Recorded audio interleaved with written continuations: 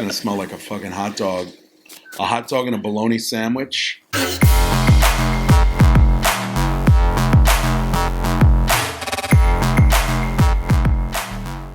Welcome back to Dumb and Broke. I'm Brian. And I'm Chelsea.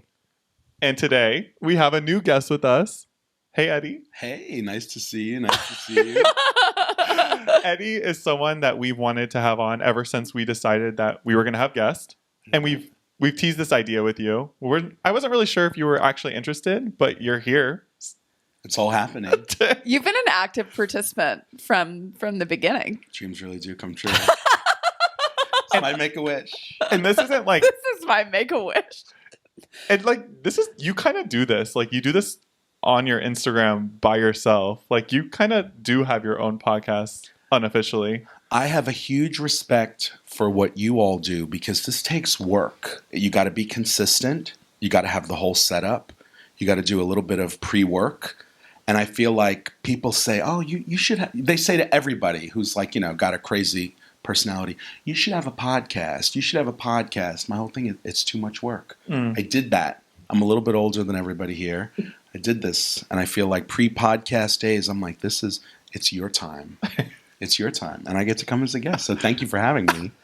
Well, thank you. Yes. I think he's giving us too much credit as like thinking like we do a lot of Well, work. as he was saying all of the work, he's giving you credit. Because I'm consistent. You're here. Period. And I was just saying before we got started that like we kind of just wing it every episode. So if it doesn't seem that way, thank you, but we do. It feels like a production to me. Cool. Here we are. Well, Eddie and I work together. That's how we know each other. We don't need to talk about our jobs because we'll get fired. Mm-hmm. No, but so we've known each other for a little over a year now, and at first it was kind of interesting because I remember when we first met each other, I felt like you were kind of testing the waters, like trying to figure out who I was.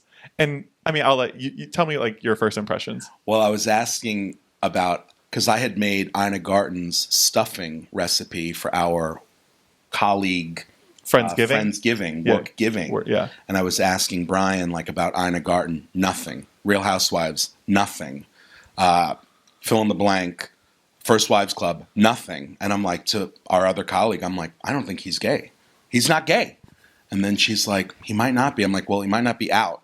And it wouldn't have changed anything, but I just kind of wanted to know, oh my gosh, another gay person in the office. 'Cause we don't have a lot of openly gay men at the company. I love that there was a sensing, like he knew there was a gayness. It was just whether you were out or not out. Right. Yeah. And I could say there was no question for you. I knew you were gay. Wow. That hurt. It was my eyebrows. Yeah. Right? Yeah. That's all it was. It's always in the eyebrows.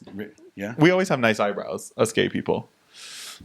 Proud of you. Clearly you're straight. But yeah. Mine are from Staten Island. They're like this because I grew up on Staten Island. Yeah. But yes, and then I feel like I forget how. I forget exactly the moment how. Maybe I teamsed you.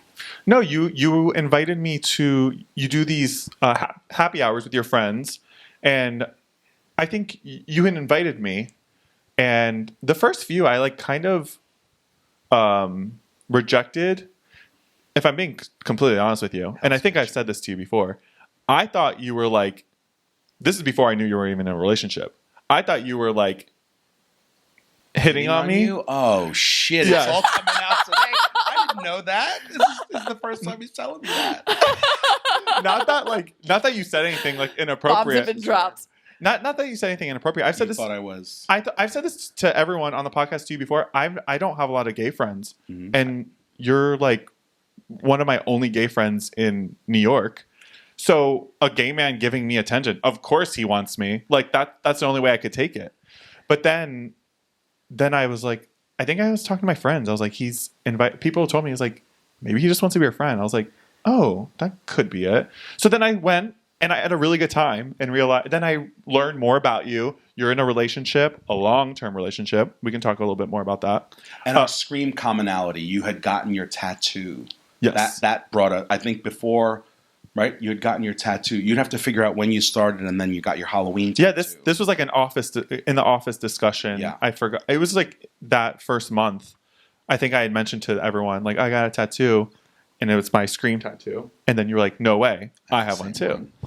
On my leg, and now he's wearing it to represent. But the other that's another layer. When a man or a woman is too nice, it's commonly confused for flirtation. Absolutely. But sometimes it is flirtation. You saying that now, I mean, I feel like my face got all red. I feel like Maria from Sound of Music when she's dancing with Captain. No, but I wasn't hitting on you. I think you know that now. Yeah. But I thought, oh, he's a handsome guy. I want to invite him to happy hour. I knew you were from Florida. Yeah. I knew you had mentioned something maybe about not having that many gay friends, which a lot of people in the gay community don't have a lot of gay friends, or at least good gay friends, just drinking buddies, acquaintances, hookups. I don't think I had mentioned that to you until I got to know you a little bit more. But like that's just like where my mindset was. Yeah, I understand. Well, and maybe it fed into that delusion by the fact that Eddie's like picking and prying. He's like, is he gay? I don't know. And Brent's like, he's really trying to. So yeah, definitely delusion. But anyways, then fast forward, now we're good friends. We all like get brunch together. Like I was happy to introduce Chelsea and Tegan. You all remember Tegan from last week, to brunch. And I forgot where I was going with that. Well, I can smell Tegan's perfume on this microphone. Can you really? No. Yeah. We met at brunch. That was how we met. We met at brunch after months and months of like knowing of each other and being Instagram friends and constantly DMing back and forth, and then just deciding. We were Instagram friends first? I think we were. Yeah? Yeah, from the podcast. Because of the podcast. Oh, yes. Yes. Okay, yes. Eddie's a big fan of the That's podcast. Right. I'm a huge fan. It's the only podcast I listen to. I have one other friend that has a podcast, my friend Vincent. He doesn't do it anymore, but that was the other one I listened to. Wow, what an honor. What an honor. Hey, it's the only one I listen to. Every week I wait. I was one of the first views for Monday's episode with Tegan, but what I said about guys being nice to you, if a guy's too nice to you, is that automatic like flirtation zone? He's obsessed with me. But I am in no shape to weigh in on this conversation because I'm also usually wrong. He's the first viewer of your Instagram story. You're like, God, get off my back. Well, and we talked about this, like, can guys and girls, like heterosexual guys and girls, actually be friends? Like, we've talked about this, and I think, yes, it's possible, but I think more often than not, one of the parties wants something more than the other, right? It's definitely a slippery slope for sure, but you are right. I do, and I think the same goes for lesbians, and I think the same goes for gays. Yep, right? I think it can be tricky, the friends first situation. It can be slippery. I mean, tricky. of course, two gay guys can be friends. Oh, of course. But sometimes there's a battle, and sometimes it isn't until you find out that one is definitely not interested, and then you're like, you could let your guard down. Or if you're really interested in someone you don't know, I think that with women, it's so hard because guys can be assholes with the flirtation, with the conversation, that you're like, and if you're looking for someone, you're getting mixed signals, right? Mm-hmm. Or you're obsessed with, you think you're so obsessed with me, and then there's a power shift. Maybe they are. I mean, if I was to find out, if I thought this guy is so obsessed with me, and then he was to do something that was like, oh yeah, I don't like you like that, I would be like, but wait, why? And I would lean into that. It is such a power dynamic. Yes, I always compare it also with like relationships, because yes, you mentioned I do have a boyfriend. I've been in a relationship for 16 fucking years. That's right. He said 16 years. I don't know anyone who's not like an old married couple that has been together for that long. So I feel like a lot of my friends will come to me with questions or like asking for advice. And I always try to say, do you want advice? Do you want advice? Because you don't just want to give advice unsolicited. But a lot of times when there's two people and they both like each other, but they each don't know it, once one of them makes it clear that they do like them, they've now they've given away their power totally to the other. Yeah. Now the other one knows, I got you, and then everything could change chemically. I already know that you like me. Do I really like you? This is just solidifying that dating is the fucking worst. So one of the biggest things, especially when I first met Eddie for the first time, is you have such a big personality and also kind of thrive in controversial opinions or just being polarizing in such a diplomatic way, like feeling out everyone's opinions or just like starting controversial conversations. And I love that about you. So we're just going to spend a lot more time, I think, than we normally would diving into some of those. Controversial. Now, I'm going to drop a bomb. Uh-oh. Not unlike the bomb that you just dropped. I feel like I know I'm an introvert. You're going to laugh. I'm a learned extrovert. Interesting. I learned early on that I was not going to have an easy time being extremely fat, obese, fucking gay, and shy, quiet, wallflower. A couple of these have got to go. And you can't get rid of the gayness. You can't just bibbity-bobbity-boo the fat away. So I had to really learn hardcore how to start conversations. And he's like, I'm going to be the most extroverted person in the room. You know, you say that, and that actually makes sense because on Christmas, you invited me to hang out with some of your friends on Christmas, and we did a karaoke day. Oh. And I was really shocked that you were the only person that wasn't interested in doing karaoke because to me, that seems like your thing. And honestly, Chelsea's same thing. I get that too. Karaoke is not my thing. And it's weird because like I love attention, but just not in that way. It's so funny. So the introverts are the loudest people in the room. Are you calling me an introvert? You kind of are a little bit. Maybe. I think introverts are how you recharge. I guess it's like, are you recharged by people? Or are you recharged by being alone? Which I guess I go back and forth. But I've always felt like I was pretty extroverted. But I think do like both. being alone. But I also think that that's just because I am with people all day long. I do think that there's a difference.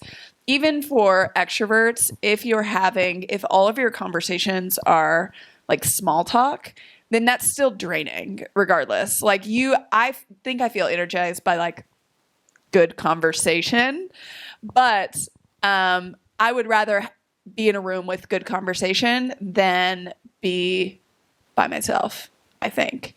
But if you're going to stick me in a room to small talk or sometimes even like be in a bar and not really talk and just like be around a bunch of people then I'm out. I feel that. Because I'm really bad at small talk, and sometimes I actually struggle at happy hour because Eddie has like so many friends, and a lot of them I feel like I meet them for the first time multiple times because I don't do well with small talk. I'm not really good with like, oh, what do you have planned for this weekend? Oh, the weather. You know, I'm always like, hi, bye, or here is all of my trauma. Like there's really no in between for me. So sometimes, like, I don't know if you noticed, but sometimes I'll just stick to, like, the same few people at the happy hours because, like, I gravitate towards what I'm comfortable with. Yes, I've noticed that. I also think that some people don't take well to hearing any type of trauma or any big talk. It automatically comes off as too much. Mm-hmm. That person's being too much. Sometimes I'll throw a hot topic out there at people, and I've had people actually say before, oh, he's doing that thing again where he wants us all to have a conversation together in a fucking circle, and that's why I don't come to these things. I love that about you. I was like, at brunch when Eddie is sitting there, Eddie, you also you're such a hard pivot. Like we'll be talking about something random and he's like, what's your greatest fear? Let's go around the room. Everybody. It's great. Yeah, I love it. Well, because I think sometimes, especially in a brunch setting, it's good to say, you know, tell us who you are, what you do, and what you're like excited about or fucking dreading right now. Make it quick though, or your go-to fast food, and then you go around. Then your go-to fast food says a lot about you. Exactly. Yes. Or your Chinese food. Can we talk about that? Menu? Your Chinese food menu go-to. Oh right. Or you did this last fast week. Food, yes, Yeah. Because that works. But at the happy hours, there's too many people. Everybody's looking around for, you know, the next best thing, someone hotter, someone better, someone just out of reach, you know. And then that's from a song. We don't have clearance to use that. But yes, I've noticed that. And sometimes they're pointless. Sometimes the happy hours are amazing because great connections get made. And other times they're pointless. And there are times where I want to walk away, like when I'm getting this negative energy or like no sense of community. I'm like, here I am surrounded by my entire community and I couldn't feel anything but alone. Where's my boyfriend? And then I want to say, Nick, get here. Because we always have a go-to, what's your favorite color? When we have conversation that's gone to shit and we're witnessing it, he'll whisper to me, "What's your favorite color?" Because the conversation's gone.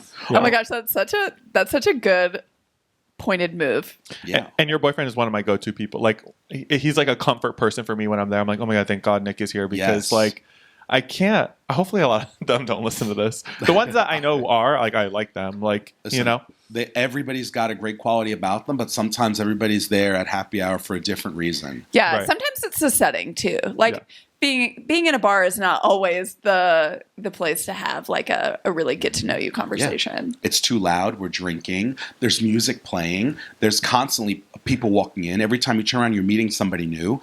Another one of the go-tos is to say something like this. Videos on social media are so funny. Period. what do you get? What do you normally get after that? Sometimes I watch. No, I'll say it to Nick. I'll say sometimes I like watching videos on my phone before I go to bed. The internet is so funny. That's great. Let's get into controversial opinions, right? Okay. Yeah. Okay.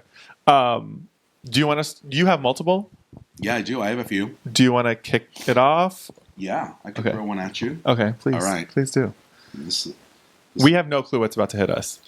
all right. Yeah, we did not rehearse this. And knowing Eddie, like anything can come out of his mouth right now. That's what she said. I could never date anyone with an OnlyFans.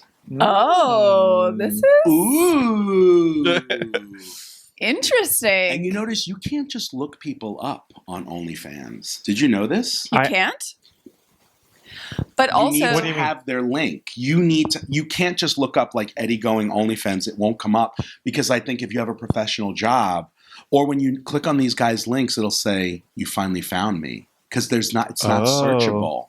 but then that's the thing too, because then you have to market yourself in order to make money. Yes. Linktree. Yeah. I'm going to add this little sub, but I think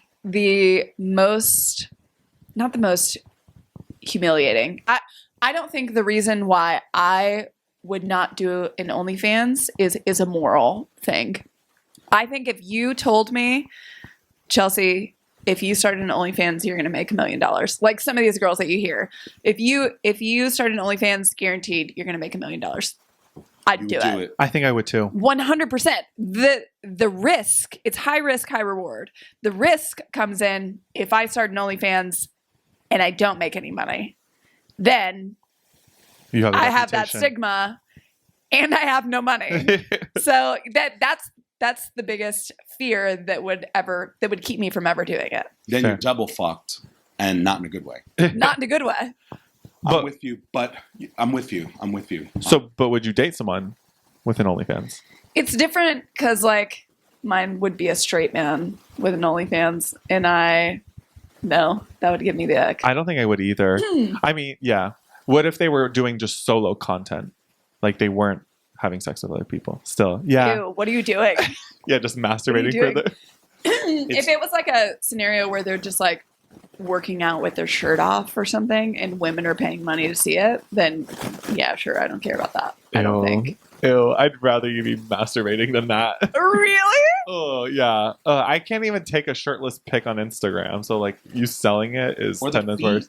Feet is this huge thing now. It's How is it a huge thing? Yeah. Nobody's I'm ever asked interested. about my feet, and I would sell them. I think it's become this huge thing, and it's fucking insane.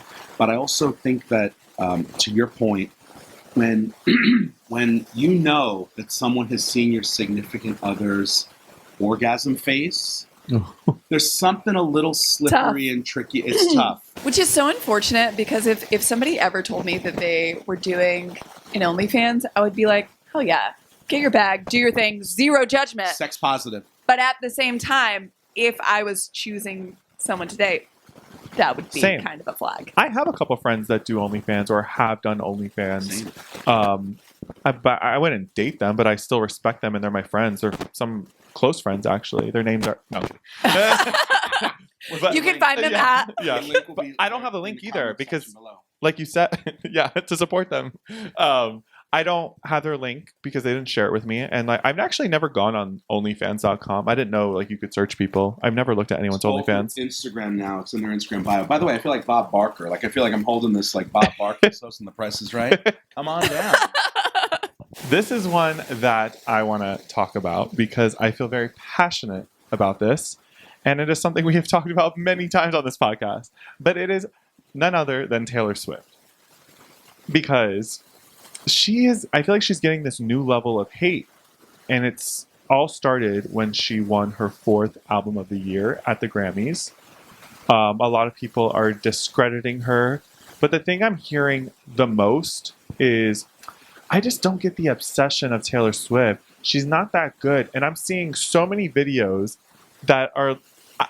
The thing that I'm annoyed with is like people are going out of their way to make content about this. It is one thing to have that opinion. You don't have to like Taylor Swift. You don't have to get Taylor Swift. But it's because she's so relevant. So like if you don't have anything to say on especially these like major influencers, if you're not a Swiftie, you don't like her music, you don't have anything relevant to say about her, in order for you to stay relevant, you have to say something. Yeah. So you can only talk about how you don't like her, which real original. Right. Even I'm getting exhausted of hearing myself say, I don't get it. Yeah. I don't get it. This is why I wanted to talk about it on this episode, because Eddie is not a Taylor Swift fan. The thing is, you're cheeky with your shade. You're not like, she sucks, like, she's fucking horrible, she doesn't deserve any of these accolades. You just don't listen to her, therefore you don't put out opinions. My taste in music is so fucked up. It's Julie Andrews, and it's ABBA, and then the A-Teens, which are the ABBA teens. Yeah. I don't get it, but you're right. They're saying it because she's the hottest thing right now, and they're doing it for views. They know it's polarizing. I also think sometimes throwing out a polarizing opinion can be good, but not if you're poking. I think when you're poking people, right, or like, to quote Lil Tegan, to yuck someone's yum, if that's the intent, it's not coming from a good place. Right. It's not cute. If it does really make somebody happy with the way the world is right now, fucking let it go and, let it be. Right. Live and let live. It be. You know what let live. You know what I think it is? Like, I feel like people who don't get it, they feel excluded from this thing that so many people enjoy because they don't enjoy it. And that's totally fine. But like, I'm sorry that you don't feel included. You don't have to turn that into becoming a hater. You should talk to your therapist about that, actually. Like, maybe go find a community where you are included. Seriously. Like, that's a joke, but also like, I'm not joking. Get a journal. Like, I don't know, just like, why? Tell it to your journal. I just don't get why you have to go you and your diary. out of your way. Yeah. It does also play into like conversation. Like if everyone was just like, like if you brought up something controversial at brunch and everyone's opinion was just live and let live. I have no opinion about that. You know what I mean? Yeah. In an opinionless world. However, at this point now, if Taylor Swift could just pick the president already, then I will fucking go to her concert. I'll be in the first fucking row. We are never, ever, ever. Shake it up. Shake it up. Hey, hi, it's me. I'm the problem. Or Karma is a cat. Karma is a red shell. Karma is a blue shell, right? I think that's the issue. Kart? That's the issue is she's getting the people are the internet is dividing based on her at a time when we need them to all come together. So when she tells everyone to vote, they vote. Right. That's really all of it. I get your point though. Like if everyone was just like, let everyone enjoy things and they didn't have opinion, like I get what you're saying with that. But don't be a shithead. Don't shit on what you love. Yeah. And I think having those conversations amongst your friends is one thing. To me, I find it weird when you're making content about this. Like especially if you have a big platform, you're monetizing over this like hate, or even worse, if you're not making money off of it, what the hell are you doing? It's like, if you're so mad that she has all this success and all these fans, why don't you use that energy on the people that you like, and maybe they will be half as successful as Taylor Swift? Like, you're mad at her because she's successful and she has fans? I don't know. Like that. I don't know. You sound miserable. I'm not interested in hearing you. I'm with you. You heard what she did to Kanye, though. You didn't hear about this. No. She allegedly because, the lawyers, she made Kanye move from the Super Bowl because he was seated in front of her section. Oh. Supposedly, she had him moved, and he was moved, which I also think what Kanye did to her back then, no matter how I feel about her or Beyonce or Miley, was fucked up. He did a few things to her.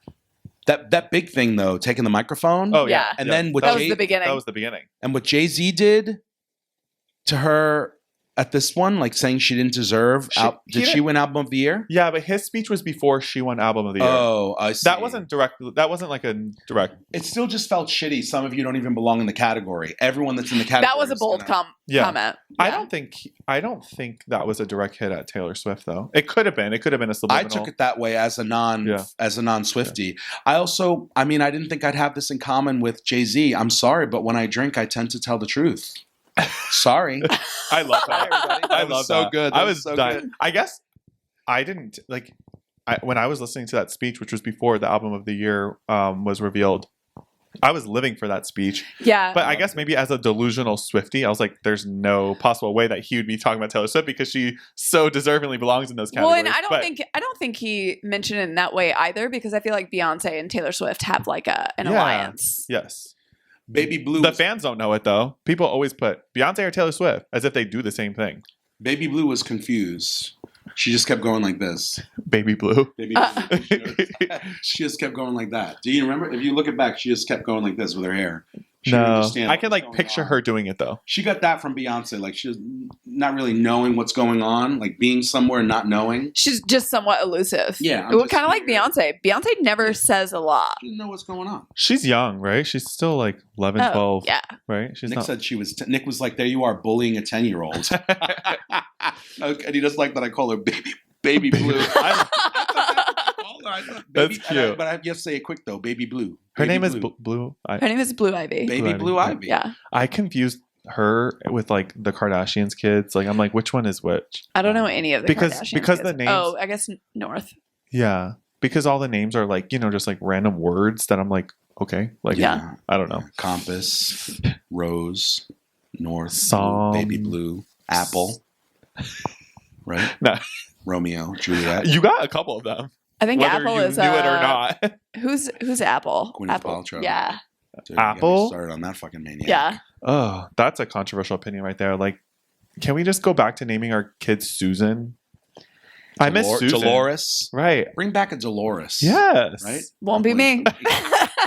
Won't be me. Like, when do you think the next Karen is going to be born? Hopefully never. Karen's probably dead. It's over. You almost hope that the hospital nurse would say they'd cross it out. Like if they write in, the mom. Do you want to wait until the drugs have worn off, or?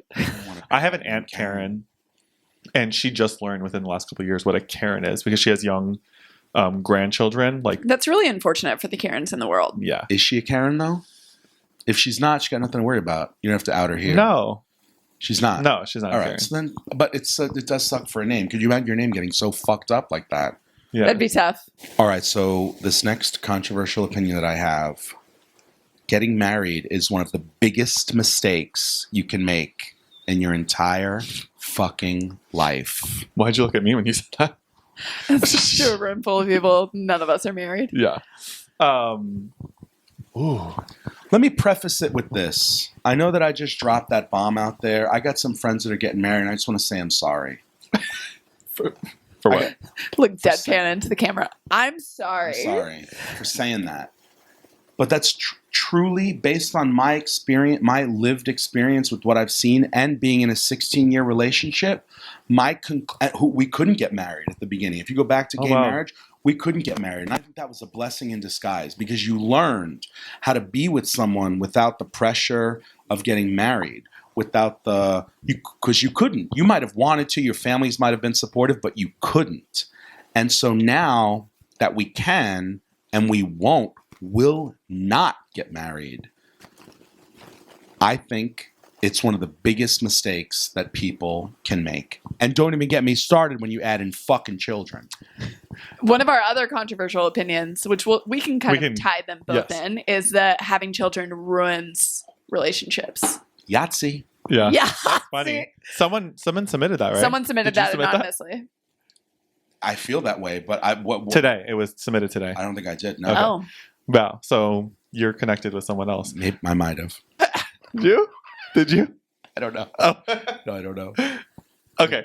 Anyways, so why do you think it ruins relationships, though? Like, where is that coming from? So Goldie Hawn said this thing once about putting her in a cage, but just leave the door open.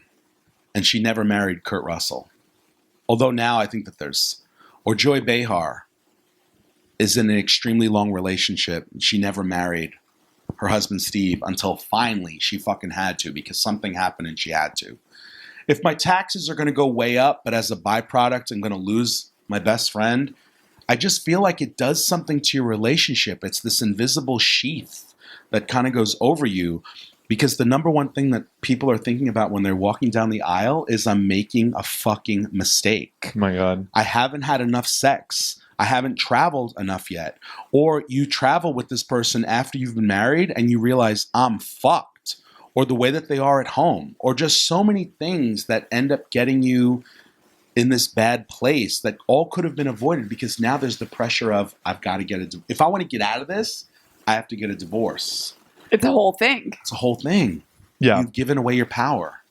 I hear you, because I feel like, and I think this is the first time looking at it in this lens, because you said this, is I feel like a lot of people who are married pull the marriage card within their relationship. They'll be like, we're married now. You can't do that. Like, you Like know a what I ball mean? and chain, Right. literally. Where it's like, okay, so because we are legally, bound, like, now I can't do the thing that I used to like to do.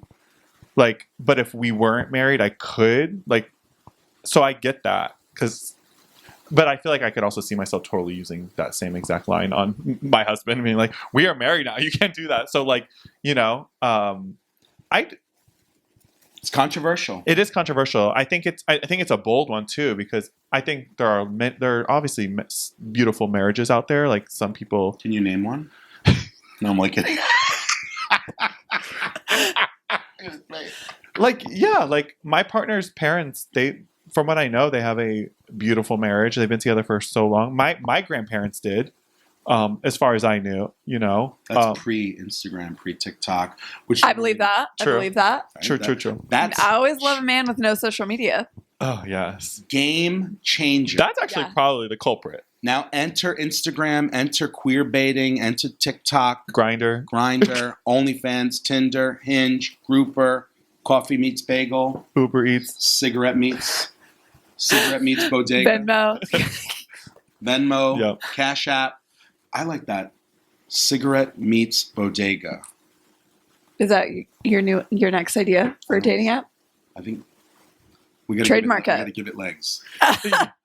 But I think I've always been pretty transparent on that. I don't really care about marriage. It's never been something that I aspire to. And I think one of my biggest things was like, well, I'm in a never say never spot, because I've never been in a relationship where I saw me spending my life with that person and really had the option back and forth. So I think in my head, I'm like, well, if the logic behind it matches, I don't care to get married, just get married at all. I'm kind of a lot more on the defense, a lot more skeptical of like, I don't know about this.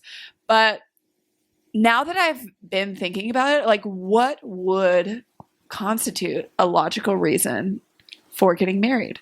And I don't necessarily know what that would be. It is like you are adding in an added level of commitment, but at the same time, it is an added level of pressure. So And is it really worth it? And if shit goes south, it like makes it even worse, Right. Because fuck, now I have to get a divorce, and people sometimes don't want to go through that, so they stick with it, and then they're in a shitty ass marriage. But I think it's also can be a protection for relationships, specifically women in relationships. So imagine you get married or you don't get married. You have kids with this person. You become a stay-at-home wife. You're a Barefoot in the stay-at-home kitchen. wife for 10 years. You have no work experience for the last 10 years. You but then you're not necessarily married, so you get a divorce or you guys just break up, you have nothing. Yeah. And you have no background good point. experience. So That's a really there is good an point. added layer of protection if that's the route that you're looking to go. But what a horrible like if that's your reason, right? Right. Yeah. I don't want you to fuck me down the line. Yeah. So let's go ahead and lock it up That with was a aggressive. prenup. I don't want you to fuck. Yeah, that was good. That was good. But true. That's your opener. I'm gonna piece it. Like, don't you to And here's fuck my me. prenup. Which, look, you've seen how many people come to happy hour. You've seen how many people we could gather for a brunch. Mhm. And those fucking things grow. I have a lot of data. And for the last several years, I've been through more divorces than I have been to weddings. So that already says something. Yeah. And I think that when you're looking into that person's eyes, like at the wedding and you're saying your I do's, you're looking into the eyes into the number one person who's likely to kill you.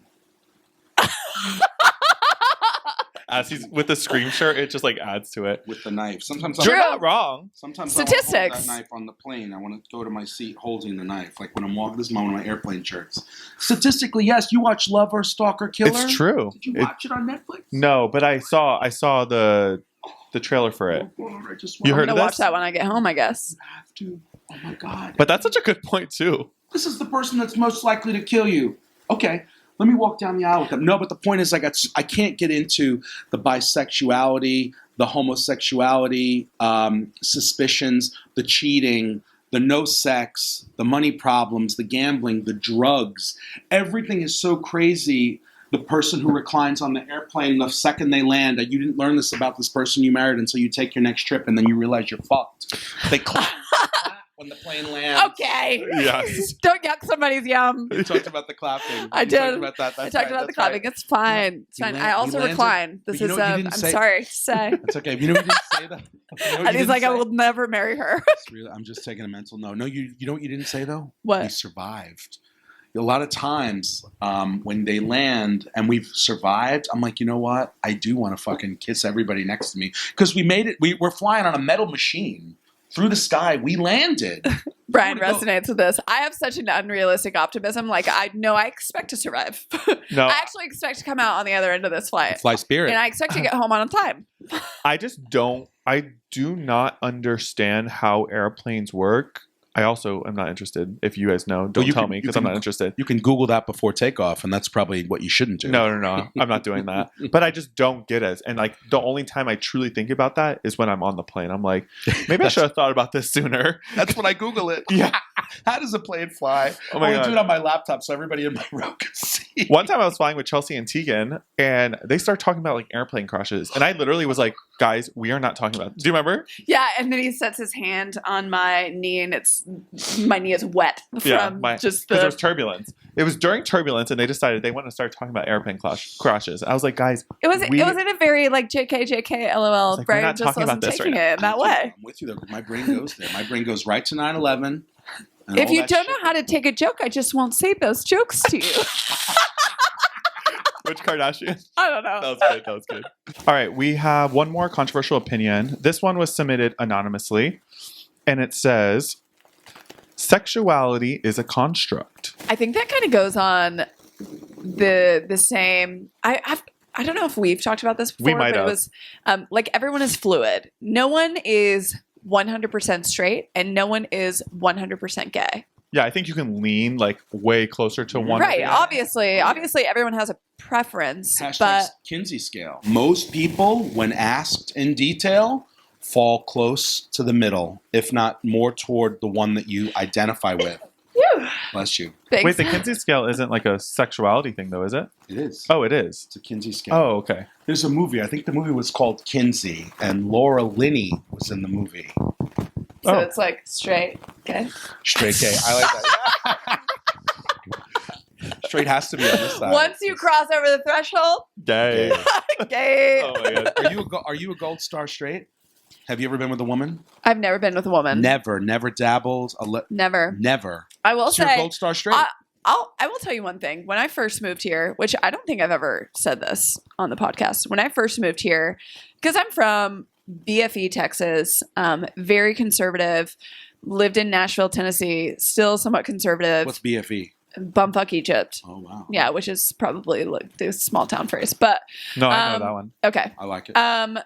So when I first moved here, I had this friend who her and I would talk about guys back and forth. And then one day she comes out and she's like, "Oh, I met this girl," and like talk to me about it as casually as she was talking about a guy, which I guess in my head